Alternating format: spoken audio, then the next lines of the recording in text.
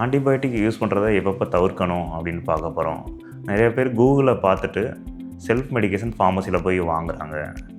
அதனால் என்ன ப்ராப்ளம் அப்படின்னு பார்த்தீங்கன்னா, இப்போ கரெக்டான மாத்திரை தான் எடுக்கிறோமா ஆன்டிபயோட்டிக் அப்படின்றது தெரியாது. அதுபோக கரெக்டான அளவு எடுக்கிறோமா, கரெக்டான நாள் டூரேஷன் எடுக்கிறோமா அப்படின்றதெல்லாம் தெரியாது. அதுக்கப்புறம் என்ன சைடு எஃபெக்ட் வரும் எந்த மாத்திரைக்கு அப்படின்றது எல்லாருக்குமே தெரியாது. செல்ஃப் மெடிக்கேஷனை ஏன் தவிர்க்கணும் அப்படின்னு சொல்லிட்டா, மாத்திரை போடுறதுனால என்னென்ன விளைவுகள் வரும் அப்படின்றது தெரியாது. என்னென்ன விளைவுகள் வரும் அப்படின்னு பார்த்தீங்கன்னா, ஒரு கிட்னி ப்ராப்ளமோ லிவர் ப்ராப்ளமோ ரொம்ப காமனாக வரலாம். அதுபோக அலர்ஜி வரலாம். டேப்லெட் போடுறதுனால நம்மளோட ஓன் இம்யூனிட்டியை ஆல்டர் ஆகலாம். அதுக்கப்புறம் நம்ம இதே மாத்திரை போட்டால் நெக்ஸ்ட் டைம் ஃபீவர் வரப்போ ரெஸ்பான்ஸ் வராமல் போயிடும். அதனால் ரெசிஸ்டன்ஸ் ப்ராப்ளம் வரும். அதுபோக வாமிட்டிங் வர்றதுனாலையோ டயரியா வர்றதுனாலையோ எல்லாத்துக்கும் இதுக்கெல்லாம் தேவையில்லை ஆன்டிபயோட்டிக்ஸ். ஃபீவர் ஏன் வருது அப்படின்னு பார்த்தீங்கன்னா, ஆன்டிபாடி அகெயின்ஸ்ட் ஆன்டிஜன் வரதுனால ஜஸ்ட் ஒரு இன்ஃப்ளமேட்டரி ரெஸ்பான்ஸ் தான். செல்ஃப் மெடிகேஷன் அவாய்ட் பண்ணி டாக்டர் கொடுக்குற டேப்லெட் எடுக்கிறது மூலமாக வியாதியிலேருந்து விடுபடலாம்.